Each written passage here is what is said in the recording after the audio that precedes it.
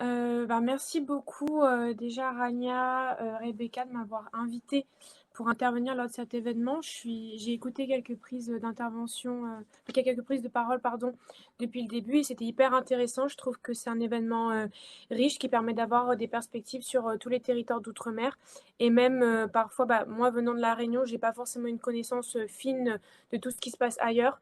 Donc, je serais, preneuse, d'autres événements, comme celui-là. Du coup, je vais peut-être me resituer également. Donc, je m'appelle Mathilde Lebon. Je suis la cofondatrice de Aujourd'hui les Citoyennes, qui est une association qui a pour but d'encourager l'engagement des jeunes femmes à La Réunion et dans l'océan Indien dans la vie publique. Bon, pour parler un petit peu de moi, donc ce que je vous disais, c'est que je suis réunionnaise. J'ai grandi donc de ma naissance à mes 18 ans à La Réunion, dans une ville de l'est de l'île qui s'appelle Saint-Benoît, plutôt dans la enfin plutôt une ville, on va dire rurale par rapport à d'autres espaces dans l'île. Et je suis ensuite partie en Hexagone pour faire mes études de sciences sociales et de sciences politiques. J'ai créé mon association avec Lamia Mounavarali, donc, qui est aussi une réunionnaise, il y a 2 ans. Donc mon intervention dans le contexte actuel par rapport à la montée de l'extrême droite, la dissolution par le président de la République, elle va plutôt se situer dans une proposition de solution que nous, on essaye de mener depuis 2 ans pour mobiliser les jeunes femmes et pour remobiliser un public qui ne se sent plus concerné par les questions politiques et pour remobiliser un public qui est souvent oublié. Et aussi pour remettre au cœur des luttes et au cœur de nos combats la question féministe. Tout d'abord, donc l'association, elle a été créée, elle est partie d'un constat que les jeunes femmes étaient peu représentées dans la vie publique. Donc, quand on parle de vie publique, nous, on parle de vie politique, évidemment, mais pas que. On parle aussi de vie médiatique, on parle de vie associative, on parle de vie en entreprise, on parle voilà, de vie dans les syndicats également. Et en fait, on a constaté qu'il y avait peu de représentation de femmes et plus particulièrement de jeunes femmes dans ces milieux-là et que l'accès notamment au milieu politique était extrêmement compliqué puisque moi j'ai eu aussi une expérience politique très courte qui m'a montré que actuellement donc dans le contexte local réunionnais, ce qui était proposé ne me satisfaisait pas et n'était pas à la hauteur des enjeux que j'avais envie de défendre, notamment sur la question des droits des femmes. Donc c'est face à ce constat-là et puis un autre constat qui était qu'il y avait eu un manque de transmission entre les générations, c'est-à-dire entre les générations qui avaient été engagées ou qui s'engagent actuellement et notre génération qui alors on va dire nous notre tranche d'âge à peu près 18-35 ans, 18-30 ans et un manque de connexion entre notre génération et une génération de femmes qui étaient déjà engagées. Donc, très concrètement, en fait, notre association, elle propose des formations à destination des jeunes femmes de ce que je disais, de 18 à 35 ans. Donc à La Réunion, je me déplace régulièrement à La Réunion, donc je suis entre Paris et La Réunion. Et on propose des formations de plusieurs jours avec différents types d'ateliers. Donc on va, par exemple, proposer 3 types de modules. Donc un module qui s'appelle s'instruire, un autre qui s'appelle construire son récit et le troisième qui s'appelle s'outiller. Donc par exemple dans s'instruire, on va organiser des ateliers sur comment fonctionnent les institutions politiques, comment fonctionne la vie politique locale. Donc quand je dis locale, c'est à la fois à la Réunion, mais aussi comment fonctionne la vie politique, la vie politique dans l'océan Indien. Parce que donc on essaye aussi de aller au-delà des frontières de la Réunion. On essaye aussi de mieux s'ancrer dans notre zone régionale qui est l'océan Indien. Et donc, dans ce module S'instruire, on propose donc de mieux comprendre comment fonctionne le système institutionnel, à la fois d'un point de vue national, mais aussi d'un point de vue local et régional. Et on propose aussi dans ce module une meilleure transmission de l'histoire des femmes de la Réunion, parce qu'au-delà de l'histoire de la Réunion et des Outre-mer, qui est très peu connue, c'est aussi l'histoire des femmes qu'on ne connaît pas et que nous, on essaye de transmettre pour remobiliser les jeunes femmes, pour dire en fait, il y a eu des combats qui ont été menés, notamment par des femmes et des femmes de milieux populaires durant notamment à peu près dans les années 60, 70, 80, notamment autour du Parti communiste réunionnais, et qui aujourd'hui ne sont plus connus et voire invisibilisés. Donc aujourd'hui, on essaye d'être dans cette logique de transmission et et aussi à ce titre, je vous conseille le livre de Myriam Paris, qui est une chercheuse réunionnaise, qui a écrit donc sur l'histoire des féminismes à La Réunion, donc depuis l'époque coloniale jusqu'aux années 80-90 à peu près, donc au moment de la montée du Parti communiste. Et le livre s'appelle pardon, Nous qui comptons la vie goutte à goutte. Donc voilà, c'est un livre très riche sur lequel on s'appuie beaucoup pour transmettre l'histoire des femmes à La Réunion.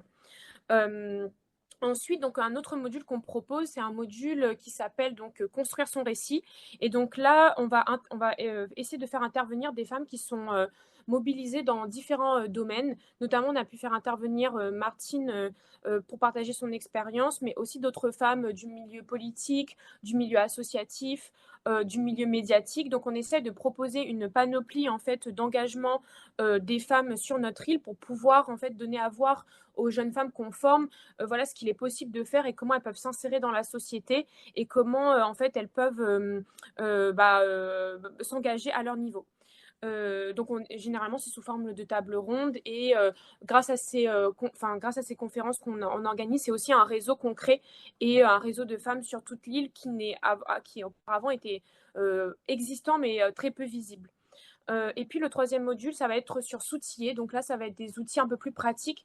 Donc on va donner des ateliers sur la question de la prise de parole en public.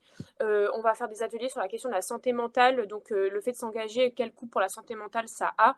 On fait des sujets aussi, enfin on fait des ateliers sur l'éducation financière parce que en fait, en tant que femme, souvent on a peu d'outils qui ou en tout cas d'éducation qui nous disent comment bien gérer notre argent, comment bien investir. Par exemple, sur la question des terres, qui est très importante à La Réunion, c'est quand même des questions à pouvoir aborder quand on est jeune.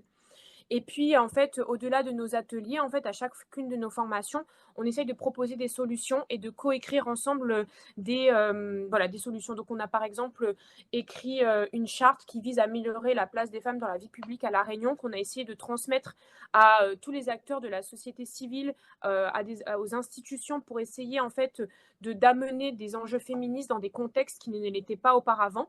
Et donc aujourd'hui, on a fait 5 formations. Ça fait 2 ans que l'association est créée. Et une des dernières formations sur laquelle j'aimerais vous parler, parce que c'est un peu en lien aussi avec les questions dont on a évoqué, notamment liées à l'immigration, c'est notre formation sur la question de l'océan Indien. Donc on a en fait essayé de réunir des femmes de toutes les îles de l'océan Indien pour pouvoir réfléchir à qu'est-ce que c'est être féministe dans l'océan Indien, comment on peut connecter nos combats entre les îles, notamment Mayotte et La Réunion.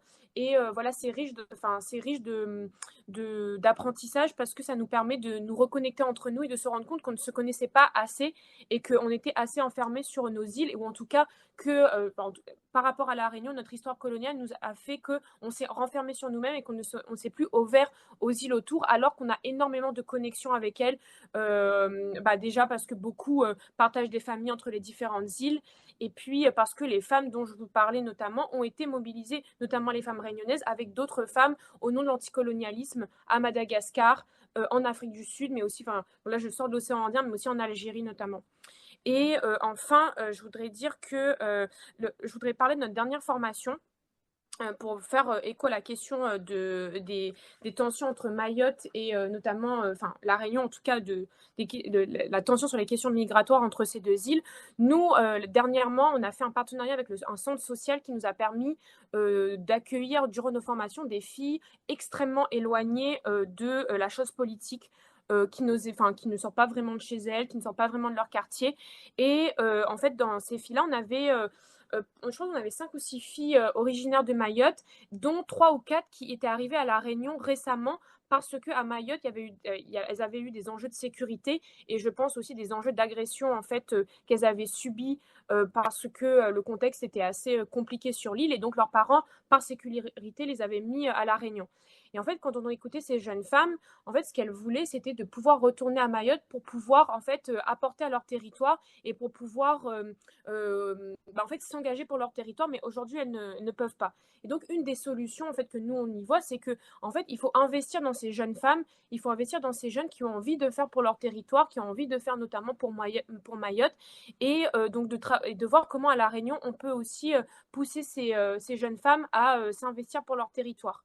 Et je trouvais que c'était intéressant parce que c'est un public qu'on n'entend jamais, dont on n'entend jamais les revendications et qui avait envie en fait de faire beaucoup pour leur territoire et de s'engager depuis La Réunion en fait avec leurs outils pour Mayotte. Donc voilà, là c'était un peu une solution un peu résiduelle et ça n'apporte pas de solution systémique, enfin, je ne sais pas si c'est le bon mot, mais en tout cas voilà, dans les discours qu'on entend et qui sont hyper encourageants en fait, et qui sortent un peu des discours fatalistes ou xénophobes qu'on a vis-à-vis de cette communauté. Il y a aussi des jeunes en fait de cette communauté qui ont envie de s'engager et notamment des jeunes femmes et à qui il faudrait donner la parole.